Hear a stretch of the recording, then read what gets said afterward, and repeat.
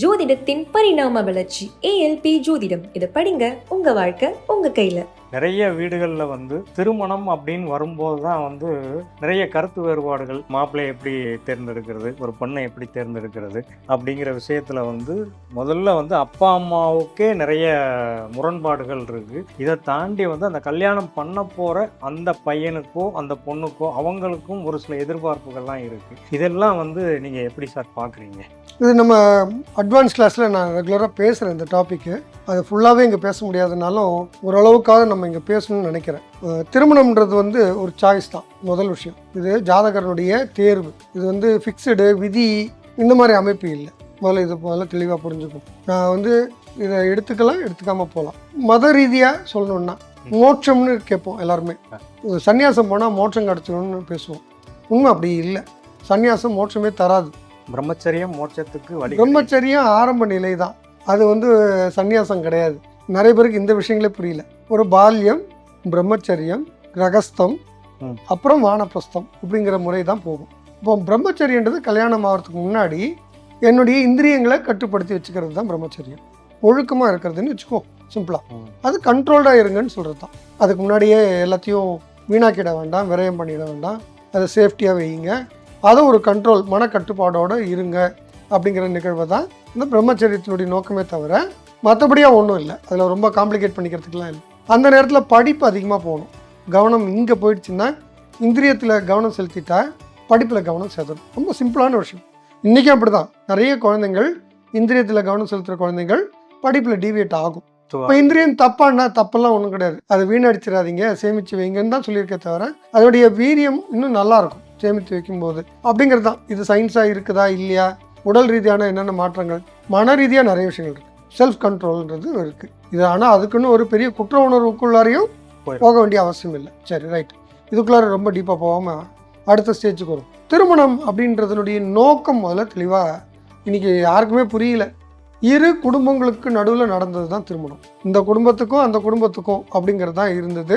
So அன்னைக்கு இருந்த முறைகள் வேறு. இன்றைக்கி குடும்பன்ற கட்டமைப்பை உடஞ்சி போய் ஒரு கணவன் மனைவிக்கு பிறந்த குழந்தைகளுக்கும் இன்னொரு கணவன் மனைவிக்கு பிறந்த குழந்தைகளுக்கு மட்டும் கல்யாணம் அப்படி தான் இன்றைக்கி கான்செப்டில் நிற்குது. இது பெற்றவங்களுக்கு கூட பொறுப்பு இருக்கான்னு தெரியல. குழந்தைங்க மட்டுமே தீர்மானம் பண்ணால் கல்யாணம் ஆயிடுச்சுன்ற லெவலுக்கு தான் ரொம்பவே குடும்ப கட்டமைப்பு உடஞ்சி போயிடுச்சு இன்றைக்கி. ஸோ இன்றைக்கி இருக்க காலகட்டம் வேறு. பரிணாம வளர்ச்சி தான் இதெல்லாம். பிரபஞ்சம் இதையும் தான் கொண்டு கொடுத்துருக்கு. இப்போ இது தப்பு ரைட்டுலாம் சொல்கிறதுக்கு இல்லை. இது ஒரு அப் அண்ட் டவுன், அவ்வளோதான். ஒரு ரோடு எப்படி மேடு பள்ளமாக இருக்குதோ அந்த மாதிரி ஒரு வாழ்க்கை சுழற்சியில் இது ஒரு மேடு, இது ஒரு பள்ளம், அவ்வளோதான். இது ரைட்டு, இது தப்புன்னு இல்லை. இந்த பள்ளம் வந்தால் தான் அடுத்த மேடுக்கான ஒரு மதிப்பு வரும். மேடு வந்தால் தான் அடுத்த பள்ளத்துக்கான தேவை வரும். இப்படி தான் வாழ்க்கையே நகருது. இப்படி பார்க்கும்போது திருமணம்ன்றது என்னென்னா, இரு மனங்கள் ஒன்றாக சேர்ந்து அடுத்த தலைமுறையை உருவாக்குதல். இது எல்லா மிருகமும் செய்யுது. எந்த மிருகத்துக்காக எனக்கு துணை கிடைக்கலன்னு வருத்தப்படுறதை பார்த்துருக்கீங்களா? எல்லாத்துக்கும் எல்லாமே இருக்குது, அவைலபிளாக தான் இருக்குது. பட் சாய்ஸஸ் தான். திரும்ப அதே தான் மனுஷனுக்கு என்ன வித்தியாசம் இருக்குன்னா, இங்கே ஒரு ஒழுக்கம்னு ஒன்று இருக்குது. ஏன்னா இன்னாருக்கு இன்னார் பிறந்ததுன்னு அடையாளப்படுத்த வேண்டிய கட்டாயம் இருக்குது. நம்மளுடைய சம்பிரதாயங்கள், பாரம்பரியம் மற்றும் சொத்து இது எல்லாத்தையும் யாருக்கு கடத்தணும் அப்படிங்கிற நிகழ்வு இங்கே ரொம்ப முக்கியமாக இருக்குது. அதுக்காக தான் அடுத்த தலைமுறை உருவாக்குதல் அப்படிங்கிற தேவை. நான் ப்ராக்டிக்கலாக பேசுகிறேன். தர்மம் என்ன சொல்லுதுன்னா, ஒரு மேம்பட்ட மனநிலை உருவாக்கி அதுக்கப்புறம் ஒரு ஆண்மகனை பெற்றெடுத்து அவன் கையால் கொல்லி வாங்கினதான் மோட்சம். இதுதான் இந்து தர்மம் சொல்லுது. அப்போ இந்த சந்நியாசன்றதெல்லாம் இந்து தர்மம் கிடையாது. பௌத்தத்துலேயும் சமணத்துலேயும் இருக்கிற தத்துவங்கள். அது இங்கே கொஞ்சம் இடைச்சல்களாக தான் இருக்கிறதா நான் பார்க்குறேன். என்னுடைய கருத்து தான் சொல்கிறேன். ரைட்டாக இருக்கலாம், தப்பாக இருக்கலாம். எனக்கு புரிதல் என்ன இருக்குதோ அதை நான் ஷேர் பண்ணுறேன். அப்போது குழந்தை பெருத்துக்கணும்னு சொல்கிறாங்க. அதை வளர்க்கணும். தன் பொறுப்புகளை முடித்த பிறகு கணவன் மனைவியாக காட்டுக்கு போகணும். மனைவியை தனியாக விட்டுட்டு போகிறது இல்லை சன்னியாசம். வானப்பிரஸ்தம் தான் இருக்குது. வானப்பிரஸ்தம்னா கணவன் மனைவி இந்த குடும்ப வாழ்க்கையிலேருந்து விலகி தனிமைப்பட்டு தன்னுடைய அபிலாஷைகள் எல்லாம் நிறைவாயிடுச்சுன்னு பூரணத்துவத்தை நோக்கி நகருதல் வாழ்க்கை. வெற்றியிடம் நோக்கி நகருதல் வாழ்க்கை இல்லை. இப்போ நீங்கள் சொல்கிற சன்னியாசம்ன்றது வெற்றி நோக்கி நகருதல். எனக்கு எதுவும் பற்றில்லாத நிலை உருவாக்கிக்கிறேன். இப்போ சன்னியாசிகள் வாழ்ந்ததெல்லாம் தப்பா? விவேகானந்தர் தப்பான்னு? விவேகானந்தரும் மோட்சம் கிடையாது. அப்படியே அவங்க இந்த தேர்ந்தெடுத்தாங்கன்னா அவங்க திரும்ப இந்த பூமிக்கு வர்றதை சொல்கிறாங்க. ஜனங்களை நல்வழிப்படுத்துறத அவங்க கொள்கையாகவே எடுத்து திரும்ப வராங்க. விவேகானந்தர் நிறைய படிச்சிருக்கேன், அதனால் இதெல்லாம் கோட் பண்ணால் நல்லா இருக்கும்னு நம்புகிறேன். அங்கேருந்து தான் என்னுடைய கருத்துக்களை நான் எடுத்துக்கிறேன். வந்துட்டியான்னு கேட்குறாரு விவேகானந்தரை பார்த்தோன்னே ராமகிருஷ்ணர். என்ன வந்துட்டியான்னு கேட்குறீங்க, என்ன நான் இவ்வளோ நாளாக உனக்கு கூப்பிட்டுட்டு இருக்கேன் தெரியுமா அப்படின்றாரு. நீ யார் தெரியுமா, உனக்கு தெரியாது, நான் சொல்கிறேன். இந்த சப்த ரிஷி மண்டலத்தில் இருக்க ஒரு ரிஷி, நீ உன்னை நான் அங்கேருந்து நான் வர வச்சிருக்கேன், நான் இவ்வளோ நாளாச்சா உனக்கு என்னை வந்து பார்க்கறதுக்கு அப்படின்னு கேட்குறாரு. இதுதான் அந்த குரு சிஷ்யன் உறவு. ஆமா. அப்படிங்கிறது. இப்போ ராமகிருஷ்ணர் கூட கல்யாணம் தான் பண்ணிக்கிட்டார். சரியா, கல்யாணம்ன்றது ஒன்றும் தப்பான விஷயமோ நெகட்டிவான ஒரு இம்பேக்ட் எல்லாம் கிரியேட் பண்ணி குற்ற உணர்வுகளை அதிகப்படுத்துகிற ஒரு நிகழ்வாக நகர்ந்து போகிறது தான் குழப்பங்களே. இது இயல்பு. கல்யாணம் பண்ணிக்கிறதும் இச்சைகளும் இயல்புகள் தான், அது ஒன்றும் தவறான விஷயம் இல்லை. குழந்தைங்க கிட்ட வளர்க்கும் போது இது தவறுன்னு சொல்லிடக்கூடாது.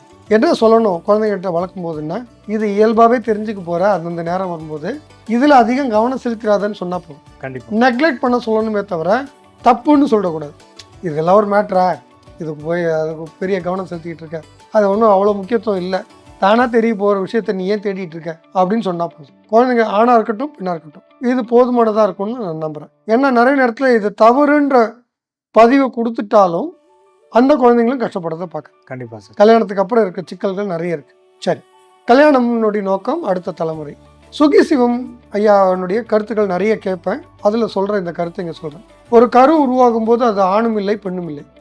அது குறிப்பிட்ட வாரங்கள் கடந்த பிறகு தான் ஆண் என்று முடிவெடுத்தால் தன் பெண் தன்மையை இழக்குது, தான் பெண் என்று முடிவெடுத்தால் ஆண் தன்மையை இழக்குது. இது குறிப்பிட்ட பதின் பருவம் வர்ற வரைக்கும் பெண் என்ன ஆண் என்னன்னு வித்தியாசம் தெரியாது. குறிப்பிட்ட வயசு வந்த உடனே தான் பெண்ணுன்னு உணர்ந்த உடனே தான் இழந்ததை தேடுகிறது. தான் ஆண் தன்மையை இழந்துட்டோம் இல்லையா, அதை தேடுது. பெண்ணை இழந்துட்டவங்க பெண்ணை தேடுது. இதுதான் இனக்கவர்ச்சின்னு சொல்கிறாங்க. ரொம்ப அழகாக இருக்குது. அப்போது நான் ஒரு அரைகுறை இன்னொரு அரைகுறை சேர்ந்து முழுமை பெறுதல் திருமணம் அப்படின்னு புரிஞ்சுக்கணும். இன்றைக்கி என்ன புரிதல் இருக்குன்னா, நான் ஒரு முழுமையான ஆள், என் பார்ட்னர் ஒரு முழுமையான ஆள், ரெண்டு முழுமையான ஆள் சேர்றது திருமணம்னு புரிஞ்சுக்கிறோம். இங்கே தான் நிறைய கோளாறுகள் இருக்கிறத பார்க்குறேன். நான் இன்கம்ப்ளீட்டாக இருக்கேன், என்னை கம்ப்ளீட் பண்ணுறதுக்கு என் பார்ட்னர் தேவை. ஸோ நான் செப்பரேட்டாக நான் கம்ப்ளீட்டே கிடையாது. இப்போ கல்யாணம் ஆகாதவர் மோட்சம் எப்படி வரும், முழுமைன்றது எங்கே வரும்?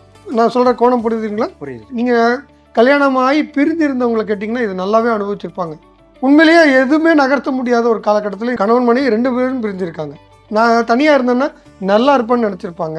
பிரிஞ்ச பிறகு இருக்க சூழ்நிலை பார்த்தீங்கன்னா ஒன்றுமே செய்ய முடியாத ஒரு வெற்றிடத்துல நிற்கிற மாதிரி ஒரு உணர்வு கிடைக்கும். கண்டிப்பாக நானும் வந்து கேட்டிருக்கேன். சண்டை போடுறது பிடிக்கலன்னு நினச்சிட்டு இருப்பாங்க.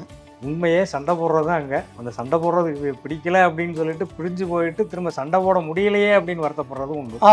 இது பரவாயில்லையே, சண்டை போட்டாலும் எனக்கு நல்லது தானே நடந்தது, கம்ப்ளீட் தானே பண்ணிட்டு இருந்தாங்க அப்படின் போது அந்த பிரிவை சம்டைம்ஸ் நிறைய விஷயங்களை புரிய வைக்கும். சரி, இப்போ இவங்க சேர்றதுனுடைய நோக்கம் ஒருத்தருக்கு ஒருத்தர் கம்ப்ளீட் பண்ணுறது தவிர ஒருத்தருக்கு ஒருத்தர் கம்பீட் பண்ணக்கூடாது. கண்டிப்பாக போட்டியாக இருக்குது. இன்றைக்கி ஆக்சுவலாக நீ எவ்வளோ சம்பாதிக்கிற, நான் அதுக்கு சமமாக சம்பாதிக்கிறேன், நான் அதை விட ஜாஸ்தி சம்பாதிக்கிறேன், நான் அதை விட கம்மியாக சம்பாதிக்கிறேன், இந்த உணர்வு முதல்ல வரக்கூடாது திருமண வாழ்க்கையில். பணம் அப்படிங்கிறது கட்டாயமாக இன்றைக்கி தேவை, 2 பேரும் சம்பாதிக்க வேண்டிய அவசியம் கூட இன்றைக்கி இருக்குது. அப்போ பணம் எப்படி இருக்கணும்னா, ஒருத்தர் சம்பாதிக்கிறது பத்தாதுங்கிறதுனால 2வது ஆள் பற்றாக்குறையை பூர்த்தி பண்ணுறதுக்காக இன்னொருத்தர் சம்பாதிக்கிறாங்க.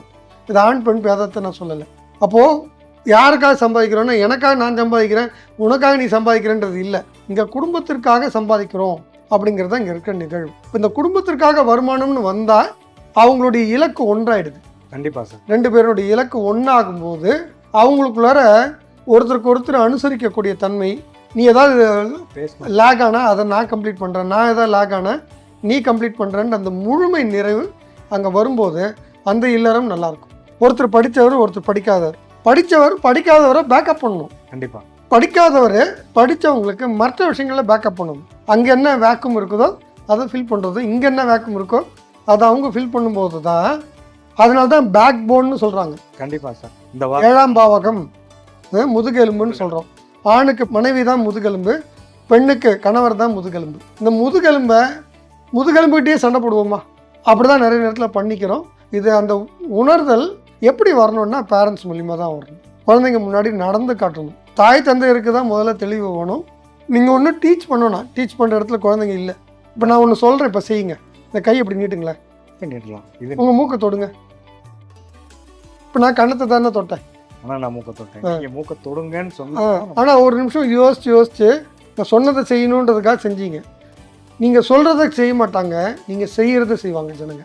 ஆமாம், நீங்கள் சொன்னது கரெக்டு தான் சார். ஏன்னா அந்த குழந்தைகள் வந்து நம்ம என்ன செய்கிறோமோ அதை தான் பார்த்துக்கிறாங்க. அது அவங்க மனசில் பதியும்.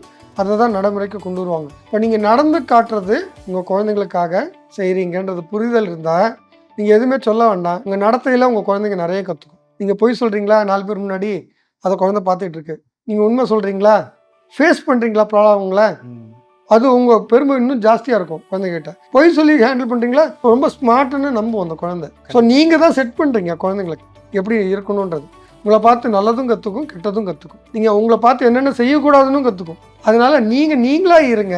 உங்கள் குழந்தைங்களுக்காக நீங்கள் எதுவும் பண்ண வேண்டிய அவசியம் இல்லை. கணவன் மனைவி கரெக்டாக இருந்தால் உங்கள் குழந்தைங்க வாழ்க்கை தானாகவே கரெக்டாக வரும் அப்படிங்கிறது நான் பதிவு செய்ய விரும்புகிறேன். நல்லது சார், நல்ல தகவல். அப்புறம் வந்து நீங்கள் சொன்ன விஷயம் அப்படிங்கிறது சுகீஸ்வம் சார் அவங்க சொன்னதை வந்து மேற்கோள் காட்டி பேசியிருந்தீங்க. ஒரு அரைகுறையான ஆண், ஒரு அரைகுறையான பெண், இவங்க 2 பேரும் சேர்ந்து முழுமையடையும் போது ஒரு வாழ்க்கை அப்படிங்கிறது ஒரு முழுமையான வாழ்க்கை. அதுதான் திருமணம் அப்படிங்கிறத வந்து நீங்கள் பதிவு பண்ணியிருக்கீங்க. திருமணம் அப்படிங்கிறது சொர்க்கத்தில் நிச்சயிக்கப்படுகிறது அப்படின்னு சொல்லி சொல்கிறோம்.